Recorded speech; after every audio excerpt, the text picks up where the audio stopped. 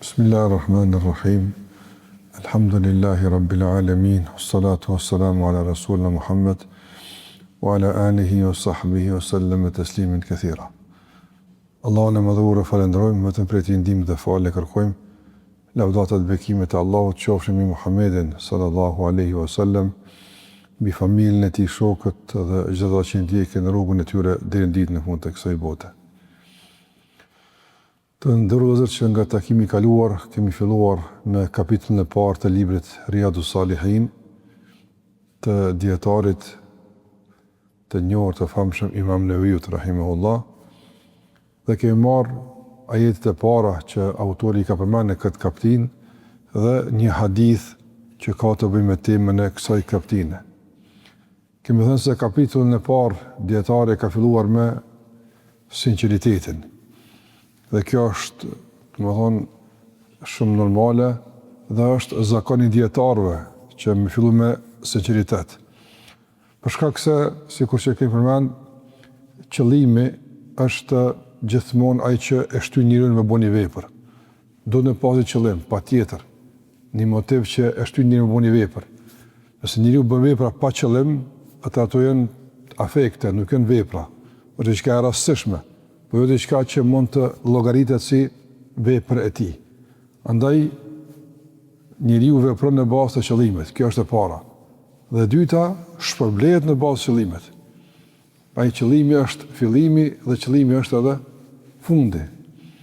Njeriu duhet që të jetë i kujdesshëm që veprat e tij të jenë të sinqerta për Allahun te barekuhu teala. Nëse don që të shpërblehet. Përndryshe, sikur se ka në hadithin e Omerit radhiyallahu ta'ala anhu, njeriu pavarësisht për çka e bën, atë edhe e gjen. Nëse kërkon diçka nga këtë dunjë, kemi thënë se e gjen, mirë po nuk e gjen. Jo gjithmonë njeriu, për shembull, që synon me ndonjë vepër angazhim të caktuar, këtë dunjë mund të arrijë. Dikush arrin shumë më pak se ajo që e kërkon. Dikush arrin ndoshta më tepër se ajo që për të punon. Dunjaja nuk ka standard caktuar. Njeriu këtu fiton edhe humb.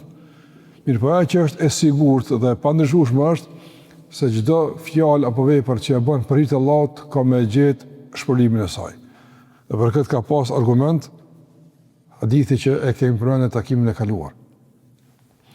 Kemi thënë se njeti është, domthonë, një vepër e zemrës e brendshme që njeriu me të e orienton veprën e tij ka qëllimi të caktuar.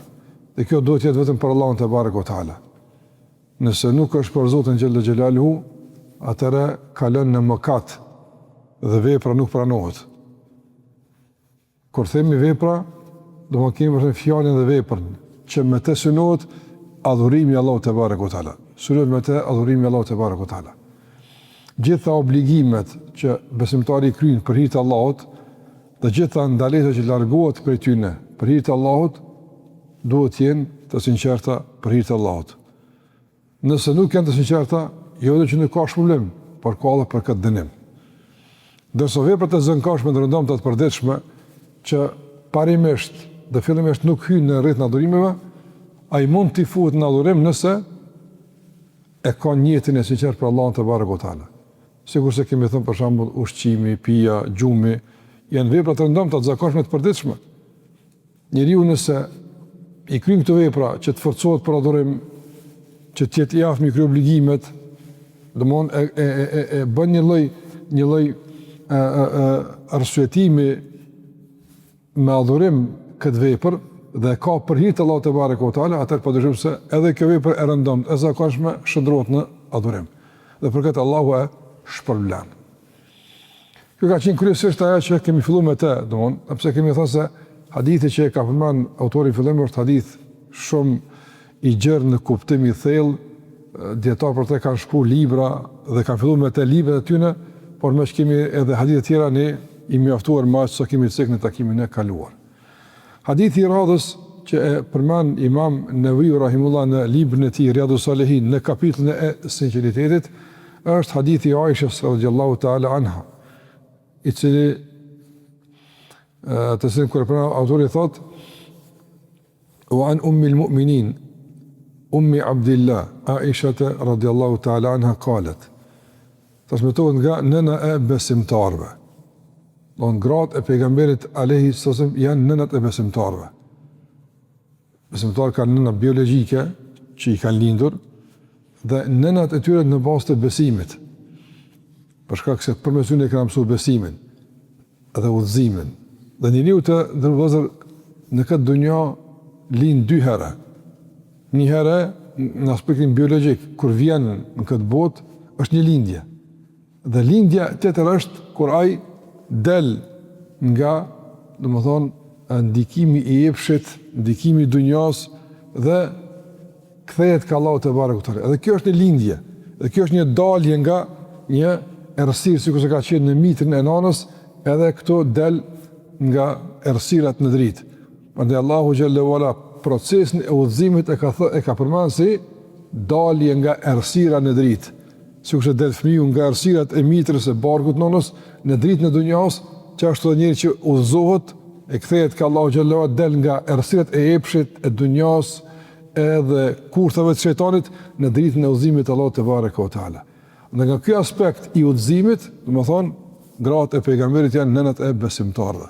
Prandaj ne duhet ato me dashni të veçantë, me respektu dhe me njoft biografinë e tyre nga se janë nënat e besimtarëve.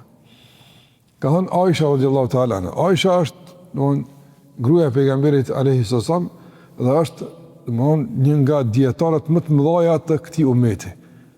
Është një grua që shumica e sahabëve të pejgamberit kanë mësuar prej saj. Shumica e sahabëve që kanë dalë, shokët pejgamberit asam që kanë dalë, pastaj ka shpërndar fen, edhe ka mësuar të tjerët fen e Allahu xhalla xhalu, realisht shumicën e dijes e kanë marrë nga Aisha radiallahu ta'ala anha. Madje edhe në aspektin e përgjithshëm, shumica e haditheve, mund tua, afër 2-3 të haditheve që shumë sasi e madhe të transmetuara, ose 1/3 të haditheve, 1/3 të haditheve, që është sasi shumë e madhe, 1/3 të fesë gati, është transmetuar nga Aisha radiallahu ta'ala anha. Këtë kush do me mësu fejnë Allah që ka duhet, në gjitha kapitut e fesë, pa tjetër e ka që me marrë dije dhe nga Aisha radiallahu ta'ala anha. Dhe këtë regon domthon sa e ka vlerësuar Islami gruan, e ka bërë, shiko, 9 besimtarëve, krejt besimtarët e ka 9, e ka bërë të respektuar me dije, të ngritur me dije, shumica e save ka mësuar prej saj, një dietare e famshme e madhe që Allahu te barekuhu teala ka mësuar që përmes saj të shpërndahet shumë nga trashëgimia që ka lënë pejgamberi alayhi salatu wasallam. Prandaj ne e dojmë Aishën radiallahu ta'ala anha dhe besojmë se Allahu xhallahu ala e ka përzgjedhur që të jetë gruaja e pejgamberit në dunjë dhe të jetë gruaja e tij në ahiret, në xhenet. Aisha thot, qala Rasulullah sallallahu alaihi wasallam, ka thënë pejgamberi alayhi salatu wasallam, yaghzu jayshun al-Ka'bata فإذا كانوا ببيداء من الأرض يخسف بأولهم وآخرهم. Pejgamberi sa përmend një hadith që ka të bëjë me shenjat e ditës së gjykimit. Kjo është ngjarje që ndodh në fund të kësaj dhunjaje. Thot pejgamberi alayhi salatu wasallam, një ushtri e madhe, e sulmon Qabën. Do të ketë sulme për me rrezu Qabën. Në kohën e fundit, kur besimtarët do zvoglohen, nuk ka numër të madh besimtarëve, e kjo është ka fundi i kësaj dhunjaje, tentojnë me rrezu shtëpinë Allahut te barekuhu teala. Sikur se ka tentuar edhe Abraha në vitin kur ka lindur pejgamberi alayhi sallam, Allah i ka shkatruar me ata zogjt që kanë gjujtur me gur nga qielli. Përpjekjet për me dëmtu Qabën janë të kopaskashme, për shkak se është simbol i dritës, i udhëzimit, dhe njerëzit ju pengon kjo. Andaj kanë tentuar që forma të ndryshme me rrezu Qabën. Edhe këta kanë ardhur me ushtrim me rrezu Qabën. Thot pejgamberi alayhi sallam, dhe kur janë në një fush, në një vend të rrafshët, Allahu i shafit, çelë toka dhe i përbin toka gjithë, i mytë Allahu xhallahu ala të gjithë. Edhe Aisha kur ka një këtë hadith, ka pas një dilemë. Dhe i ka thonë, oj dërguari i Allahut, kif yukhsafu bi awwalihim wa akhirim, çish ka mundësi që të gjithë shafiten, gjithë i gëldit toka, nërsa të mesë se të një ka njerë që, për shambull, kanë shite kam le, kanë pas treg, ose kanë qenë për njerë që s'ka nërë me rëzu qabën ata kanë qenë për shambull me tjera detyre dhe tjera qëllima. Dhe ka pas tjera që s'em për tyne, kam njerë që në atë ko, për shambull të vëzër, ushtria kur ka shku me luftu, është dashtë kohë, dhe sa ka shku të veni betes, pastaj kur ka shku të veni betes, do është me ne disa kohë, për shumë me u logoru aty, me ngrit tenda, me pozicionu, pastaj pja ti pozicionu me fillu luftën. Kur kanë bërë logorim në të ven, aty ka njerë për shumë që kanë arë me shit, ka njerë që kanë arë për shumë me ofru shërbime, ka pas njerë që kanë kalu, gjithë shka ka pasë. A është është habit, këta që në arë me rëzu qamë për kuptej, pëse këta i shafit zoti. Po këta tjerë pëse që kanë qëllu aty, thotë pejgamberi Alehi, sazon si përgjigje, thotë ju khsefu bi awalihim wa akhirihim, të gjithë i shafit toka, Allahu Gjellua i bën me i gëldit toka, pastaj rinjallin në basë të njetëve që kanë pasë. Andaj imam Nevi Rahimullah e ka përmen këta ditë për shkak të këti fundi, për shkak të qëllimeve që i kanë, njetëve që i kanë. Çka nuk kupton ka ditë ndër vëllezër, shkurtimisht. Ky hadith flet tash për një ngjarje ditën e gjykimit. Një ngjarje që është në prag të ditës së gjykimit. Pejgamberi alayhi sallam na ka lajmëruar për shumë ngjarje të tilla, që ne të përgatitemi, të dimë të lexojmë ngjarjet që duhet dhe të kuptojmë se si kanë më shku zhvillimet deri në fund të kësaj dunjaje. Dhe komendohet ajo që Allahu ka caktuar, jo çka do njerëzit. Dhe, si kur që përmena, një ushtri e madhe, nisët me rëzu qabët. Aisha radhiyallahu ta'ala ka pas të dirim dhe ka pyet.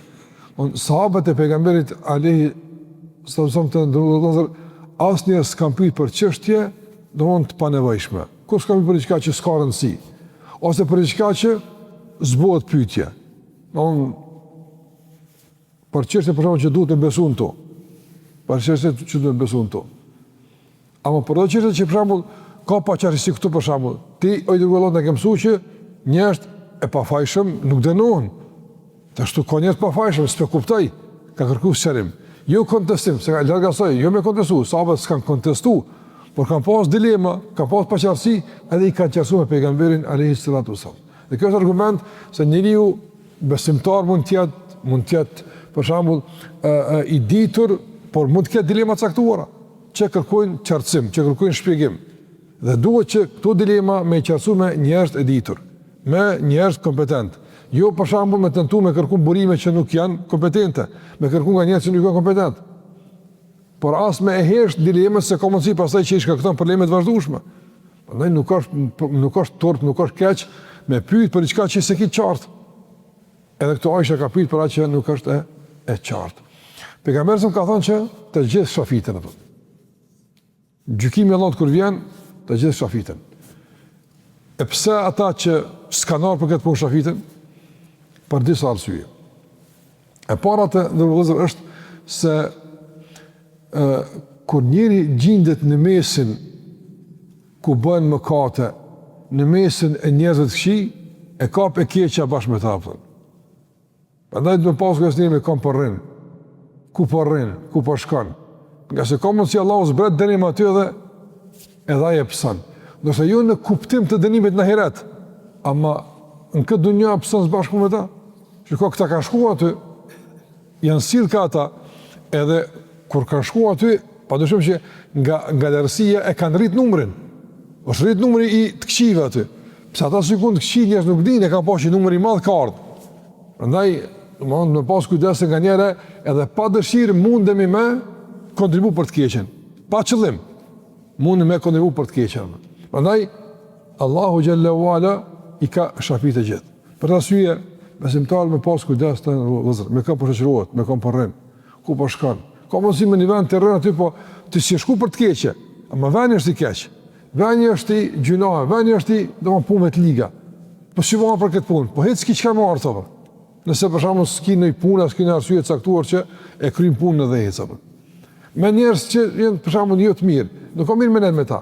Po s'po bëj keq si ata, s'po fuli si ata. Hiç bre, më mirë me s'më me ta fare. Nga se të rrëzë pramërëm, tash njeri ka nevojë rrimë telefon nuk dihet, ki më bëni pramë të këti një punë me kry, ti nuk moshan me zgjidh njerëzit, po kur ki mundësi me zgjidh, mos rrimë me njerëz që mund të jenë probleme. Për shembull, njëri për shembull që ka bon probleme me njerëz. Pramë kacafytet, rrohet, jenë gjujt me alltia diku na kupton, tash ti rrimë me to, vjen dikush me gjujt ato pse në atë kushtimisht, ka mundësi me ndodh, Allah na ruaj. S'po them që tash ti ki faj. Te Allahu xhallahu te ski faj për këtë punë, po ke qellu ke psuam ton. Ose mund me ndodh për shembull në vend ku aty zakonisht ndodhin rrahje, në kafe, në vende të caktuara ku njerëzit aty shkojnë njerëz për me përmend Allahun, po shkojnë për me punë të këqija. Mo gjithë ndonjë për shembull ndodhin rrahje, mosh më lëndu, më thonë njerëzit ku e lëndu, valla filan kafën. Prandaj më bëni kujdes me gjithë kafën. Andaj edhe këta kanë shkuar aty ku s'kan pas nevojë me shkuar aty. Ja dhe janë shafita. Mirë po normal, Allahu te varë në ahiret i bën dallimet. Allahu xhallahu ala në dunja, po ka raste kur përfshihen të gjithë me dënim. Mirë po në ahiret dallojnë në bazë të niyeteve. Ata që kanë shkuar me luftu çabën dhe me rru çabën dënohen. Ata që kanë shkuar për punë tjera, që s'kan qenë pjesëmarrës në këtë, domethënë projekt famkeq, këta Allahu azza wa jall i liron nga përgjegjësia. Prandaj këtu dietore ka pranë këtë hadith për më tregu sa është i rëndësishëm niyeti, qëllimi. Dhe se njerë kanë më ushpëru në bazë të qëllimit dhe ju vetëm në bazë të aspektit të jashtëm. Në aspektin e jashtëm dunja gjykojmë me këta me qëta në azdim. Ama në ahiret gjykimi bëhet në bazë të niyetit, nga se veç Allahu e din niyetin e njerëzve. Ai e din mas miri çka ka në zemrat e njerëzve. Hadithi i dytë që e ka përmendur, po i tretë në këtë kapitull, po i dyti për sot, është hadithi i Aishës radhiyallahu ta'ala anha, ka thonë pejgamberi alayhi salatu wasallam, la hijrata ba'da al-fathi, walakin jihadun wa niyya, wa idha stunfirtum fanfiru. Ka thonë pejgamberi alayhi salatu wasallam, nuk ka hijrat pas çlirimit.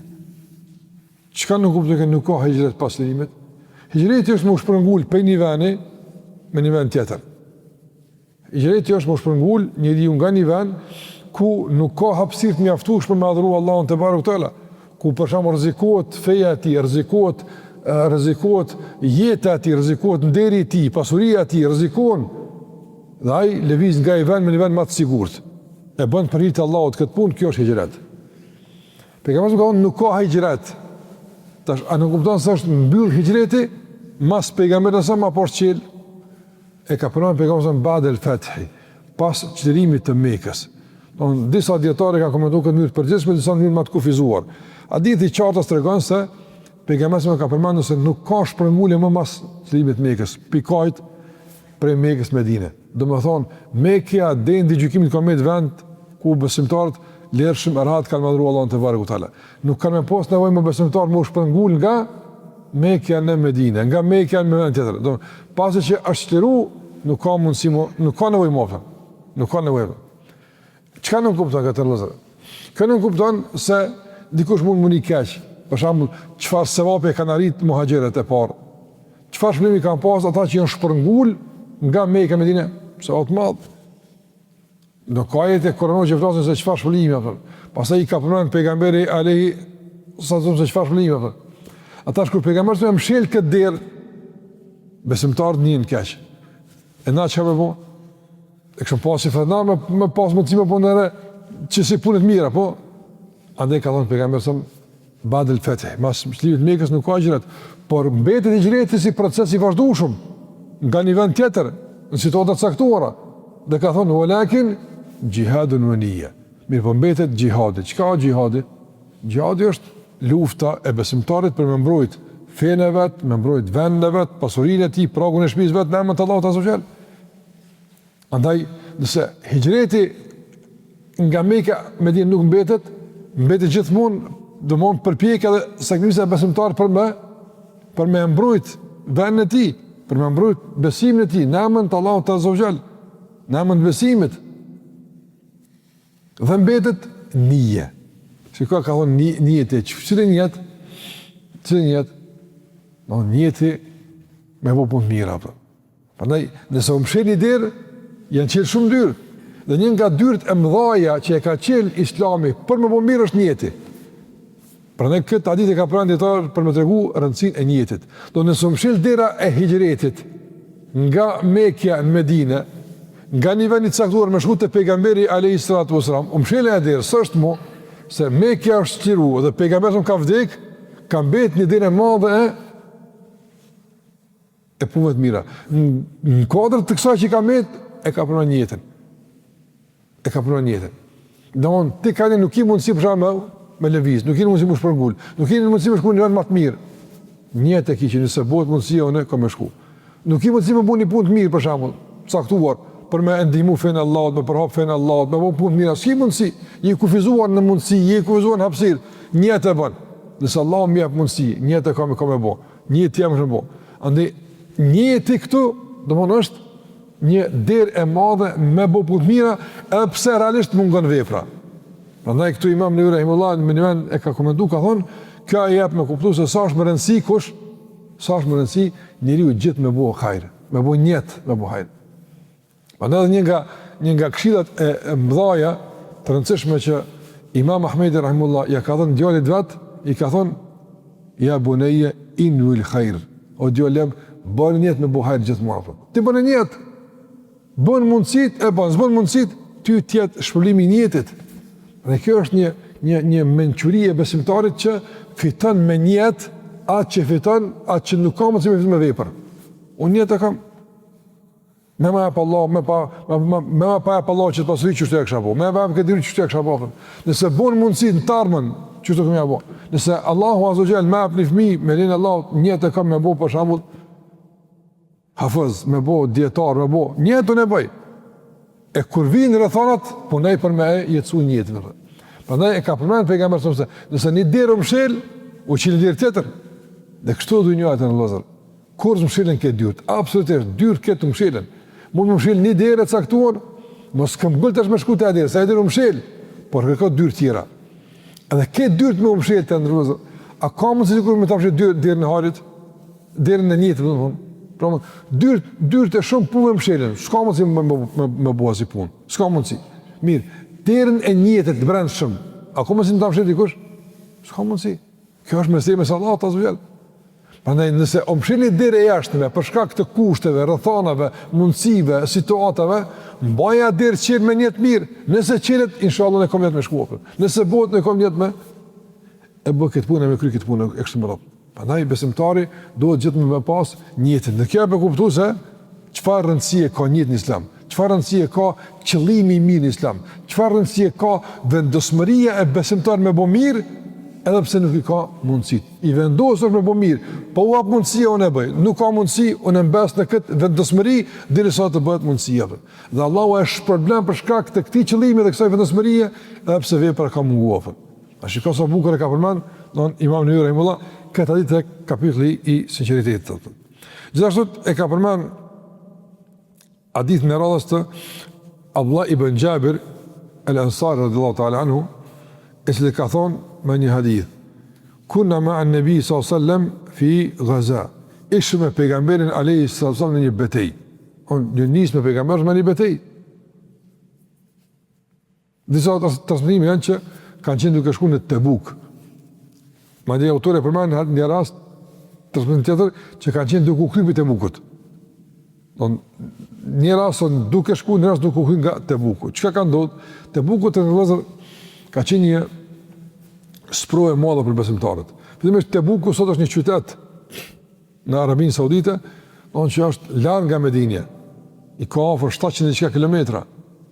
Për në atë kohë, për shembull, ti me shku me deve ose në kom, në vap, dhe beteja Tebuk ka qenë në muaj ngusht, ku vapa është në kulmin e saj.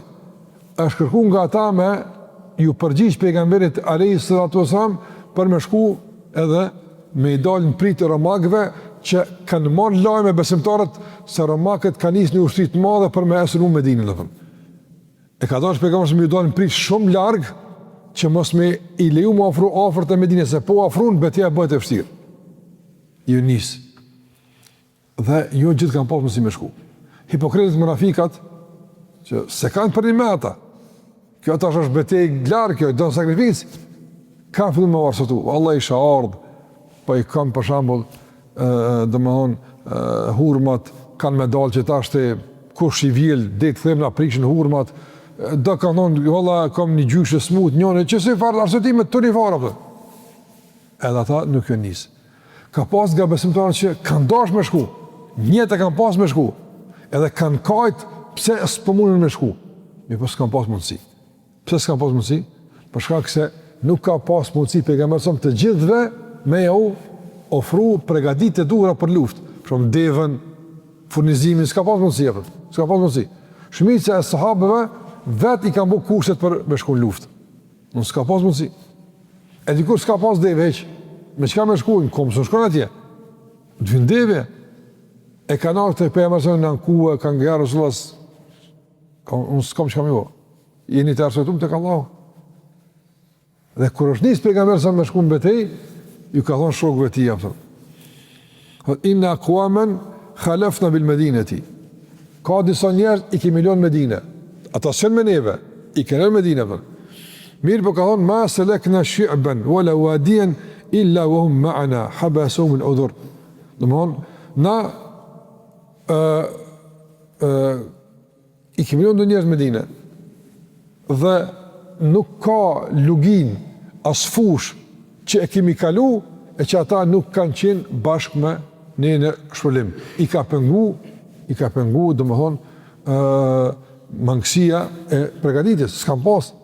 Dërsa hadithi para këtij, domethënë sikur se ka thënë Abdullah ibn Jabir, kemi qenë në një betejë e ka thënë pejgamberi sallallahu alajhi wasallam inna bil medinati lirijalan, në Medinë kemi lënë disa burra që ju s'keni kalu largësi, ma sirtu mesiren, s'keni ecë hapa e që ata, apo s'keni kalu lugin e që ata nuk kanë qenë bashkë me juve në shpërblim, nga sa ata i ka pengu smundja. Me një të smetim është që i ka pengu smundja, e me një të smetim i ka pengu një arsye përgjithshme, po e pranuar.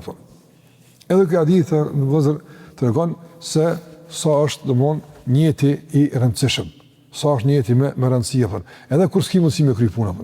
Normal, këtu du të me pas parasysh dy gjëra të në vëzër shkurtimisht, se nëse një besimtar ka qenë duke e bo një punë mirë e ka bo, dhe në moment i ka arë një arsye të caktuar, smundja, për shambull, udhëtimi, i ka pengu diçka të caktuar, për shambull, ka qenë duke jap sadak, po tash ka hinë borçe, s'ka mundësi, diçka që e ka pengu me vazhdu adhurimin, atëherë kjo e ka shpërblimin edhe të njetit mirë, edhe të punës mirë.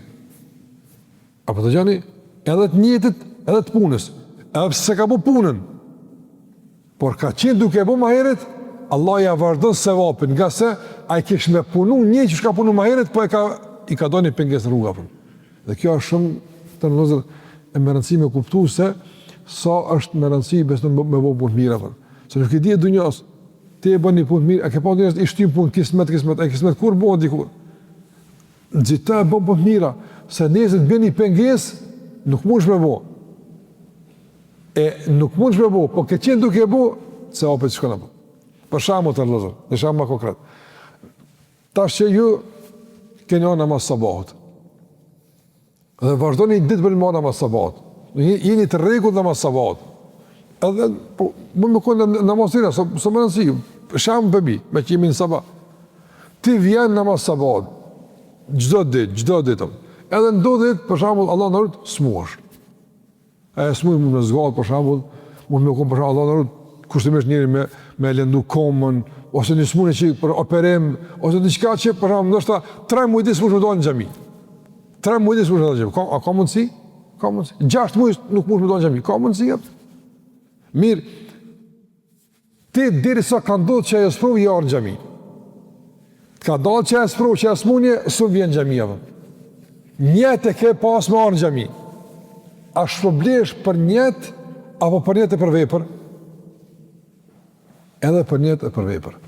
Se vepër një kund të e bo, vepër në keqen të e bo, të ka pengu diqka e pranushme, vepra vazhdan të regjistruat, që ka që farë rahmeti Allah të azogjel. Pse? Pse ke qenë i zelëshme një punë të mirë. Kenet ligjerat, po të ka pengu diqka së më vjenë, ti shënor që ndersi, pse nuk jem ta. Prandaj kjo është nga mirësitë e Allahut me robën e tij me fitu shumë. Kështu që njëri nuk duhet me lën kurr një punë kismet më. Nëse ja punës, nuk i dihet dunjas, vjen i pengesë, vjen i telash, ose ne bën më, bëlespaku tjet e shënuar në vepra të mira apo. Dhe ka raste ku njëri nuk e ka bëu punën më herë thon, po njëtë e ka bëu me janis me bopën. Kur e ka bëu njëtë me janis me bopën, i ka dalë pengesa. Ky me çka shmlet? Me sevapën e njëtët, se punë s'ka pas. Punë s'ka pas. Për këta që e kanë bon njët me dalë me pejgamberin alayhis salatu wasalam, ka pas nga ta që i kanë dalë gjithë, e ka pas nga ta që i kanë dalë, sepse kanë pas me dalë. Varëse që kanë pas situatën dhe njëtin e marrin shpëlimin. E rëndësishme është që besimtar nuk mbetet pa shpëlim. Çka më rëndësi? Atë ka thënë pejgamberi, ku t'jeni ju, ka t'jeni shkuju, ata ka qenë me juve. Ka qenë me çka? Me shpëlim, me sevap. Mirë, po i ka pengu smundja. I ka bëgu udhri, arsye e caktuar që nuk kanë pas mundësi nuk kanë pas mundësi me ecë me juve së bashku në luftë.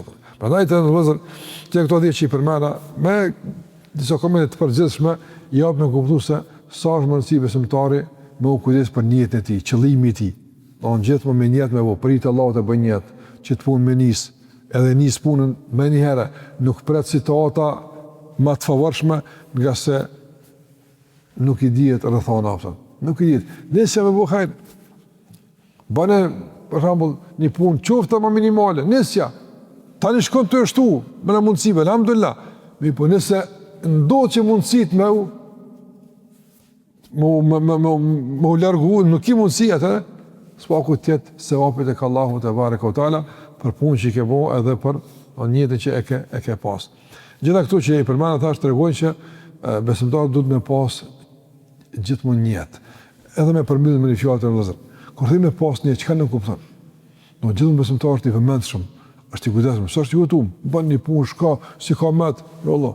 Unë e di çdo punë e bëj në shërbim të qëllimit të krijimit. Allahu më ka kriju për çitral. Allahu më madhru. E bën njët gjithmonë për adhurim. Atë njët që mund ta shndroj në vepër e shndroj.